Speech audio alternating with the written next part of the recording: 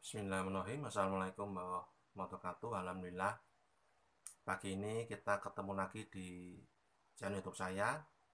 Silakan jenengan subscribe, like, dan share. Jangan lupa mengaktifkan notifikasi channel YouTube saya dengan mengklik di bawah deskripsi Instagram saya, Minanto, masih bawah Suya Dimita. Semoga hari ini jenengan sehat walafiat, sekeluarga aman dan selamat dari virus COVID-19. Semoga bebas dari jerat hutang dan riba. Amin ya alamin. Nah, di sini saya mau membahas tentang ini ya, tentang kemarin itu ada berita viral di kumparan di CNBC bahwa Bupati Ogan Ilir, Sumatera memecat 109 tenaga medis karena menuntut uang lelah dan rumah singgah. Sebelum membahas berita viral ini jelas memprihatinkan ya, memprihatinkan karena tenaga medis, tenaga kesehatan itu kan ujung garda terdepan dalam mengobati masyarakat pasien yang sakit COVID-19. Bahkan banyak di antara mereka ini gugur ya, mati syahid ya, meninggalkan anak istri di situ. Ada yang dokter, ada yang perawat, semuanya meninggal semua. Jadi pemecatan oleh Bupati Ogan Ilir ini menurut pendapat hukum saya ini tidak kondusif seperti itu, bertentangan dengan semangat gotong royong yang saat ini sedang digaungkan oleh pemerintah Republik Indonesia, apalagi sekarang sedang digaungkan new normal ya, dan dalam masa pemulihan di situ. Nah, di sini ketika saya membahas berita viral ini, dulu waktu saya sama sebagai mantan karyawan bank, mantan bankir, saya juga sempat menempuh S2 saya di UGM, tepatnya di Magister Hukum Kesehatan UGM di situ. Tahun 2008, terus saya lulus tahun 2010. Alhamdulillah, pertolongan Allah, saya lulus dengan predikat cum laude. Dengan pembimbing saya, Prof. Yeni, Siti Ismiati Yeni, kemudian almarhum Prof. Iwan Dwi Bahasto, sama dosen saya lagi di bidang pidana Fakultas Hukum, yaitu Bapak Isayanto di situ. Nah, kemudian ketika saat itu selama saya menempuh di S2 saya di Magister Hukum Kesehatan UGM pada tahun 2008, saya sempat bersama dengan adik kandung saya, Dr. Rano Ilmawan, SPJP ya, spesialis jantung. Adik saya ini juga alumni Fakultas Kedokteran UGM, terus S2-nya di spesialis jantung juga di Kedokteran UGM.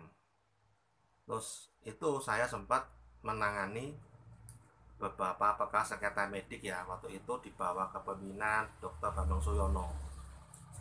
Beliau selaku ketua ID wilayah Jakarta, atau saya sempat selama 8 tahun menjadi konsultan hukumnya rumah sakit khusus bedah Sinduadi Sleman, Yogyakarta, yang dimiliki oleh Dr. Hendro Watatmo. Beliau dokter spesialis bedah digestif di situ. Nah, dari situ berdasarkan pengalaman saya sendiri kan juga pernah menjadi konsultan hukum rumah sakit ya, dimana untuk pekerjaan saya pada waktu itu adalah mereview kontrak karyawan. Nah, karena kontrak karyawan itu hampir sebagian besar ada tenaga medis atau tenaga kesehatan. Nah, berbicara ketika kita bicara dulu aspek ini dulu ya, mogok kerja ya. Kemarin kan diberitakan Bupati Ogan Ilir itu memecat tenaga medis 109 orang karena mogok kerja. Sebenarnya kalau mogok kerja sendiri menurut pengetahuan saya dan menurut hukum di Undang-Undang Nomor 13 Tahun 2003 tentang ketenaga kerjaan itu merupakan hak dari karyawan atau buruh. Dalam konteks hak ini adalah tenaga medis atau nakes itu adalah buruh dari rumah sakit tersebut, yang dimana ketika dibaca di Undang-Undang Nomor 13 Tahun 2003 ini tepatnya diatur hak mogok kerja itu di pasal 137 sampai pasal 145, yang merupakan tindakan bekerja yang direncanakan secara bersama-sama oleh serikat pekerja di situ dengan tujuan untuk menghentikan atau memperlambat pekerjaan. Nah, tetapi memang di dalam pasal 137 sampai pasal 145 di Undang-Undang Nomor 13 Tahun 2003 tentang ketenaga kerjaan ini mendua. Menduanya begini, karena di satu sisi diperbolehkan mogok kerja, tetapi harus izin secara tertulis. Nah, tertulis dalam arti kata mendapatkan persetujuan dari atasan di situ atau dinas tenaga kerja. Tetapi di sisi yang lain, apabila itu tidak disetujui oleh majikan atau pihak manajemen rumah sakit atau dinas tenaga kerja, maka ini dianggap mangkil. Nah, kalau mangkil berarti melanggar kontrak kerja di situ. Jadi ini mendua. Lebih-lebih apalagi sampai mayoritas 109 tenaga medis saya baca berita itu semuanya itu tenaga kontrak atau honorer di situ. Nah, lantas bagaimana strateginya kan di situ? Karena kalau kontrak kerja honorer itu begini ya. Kalau bicara di menurut pengetahuan saya dan pengalaman saya sama-sama menjadi konsultan hukum rumah sakit, memang kontrak tenaga kerja tenaga kesehatan ini rentan. Memang betul dia profesi kesehatan, tetapi kalau dibicara di hak hukum, dia rentan karena berstatus sebagai honorer atau kontrak di situ. Ini banyak sekali terjadi di rumah sakit swasta. Hampir lebih dari 2 tahun itu status hukumnya masih kontrak atau masih tidak tetap. Padahal di aturan hukumnya sendiri di Undang-Undang Nomor 13 Tahun 2003 tentang ketenaga kerjaan itu selama 2 tahun berturut-turut, maka secara hukum dia adalah karyawan tetap rumah sakit tersebut. Nah, lantas bagaimana strategi hukumnya? Katakanlah untuk mengantisipasi pemecatan, kan itu sudah dipecat ya, seperti ini. Menurut hukum, menurut pengetahuan saya, apabila jenengan itu merasa karena status hukumnya itu lemah, ya nak sini, status hukumnya itu lemah karena masih status sebagai kontrak atau tenaga kerja apa nak, di situ, maka jenengan sebaiknya pengaduan kepada PPNI setempat, organisasi profesi, Perhimpunan Perawat Nasional Indonesia. Kalau dokter itu diwadahi sama IDI, Ikatan Dokter Indonesia. Nanti dari situ jenengan mengadukan pada profesi jenengan, maka Pak Ketua Pimpinan Organisasi akan mengadvokasi, akan menyalurkan aspirasi kepada manajemen rumah sakit. Ini menurut hukum paling aman. Kenapa? Karena statusnya 109 tenaga kerja tersebut itu adalah kontrak atau belum diangkat tetap. Di situ.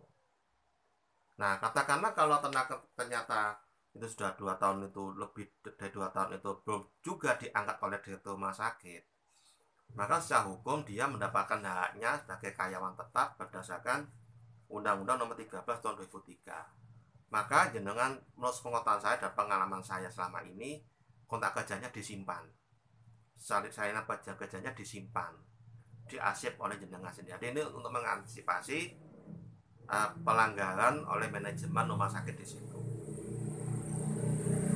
Nah, lantas nanti akan saya bahas lagi mengenai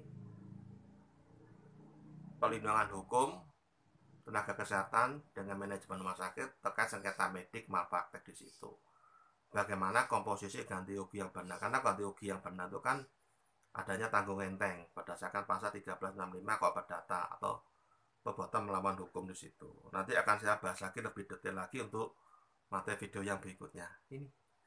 Nah, kemudian sedangkan di hak tenaga kesehatan sendiri dibicara di Undang-Undang Tenaga Kesehatan sendiri, maka itu haknya kepala karyawan sebenarnya untuk menuntut uang lelah dan rumah singgah di situ.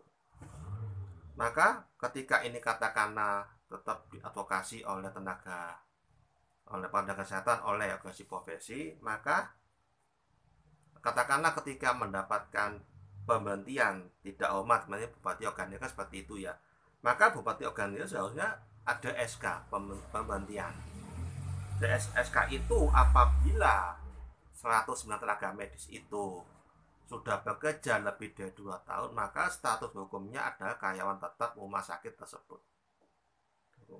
Maka pengaduannya, menurut semua tahun saya dan pengaman berdasarkan kasus-kasus yang pernah saya tangani ya, itu dapat mengadu kepada Dinas Tenaga Kerja untuk dilakukan mediasi untuk uang penggantian hak selaku tenaga kerja atau buruh yang diberhentikan oleh manajemen rumah sakit.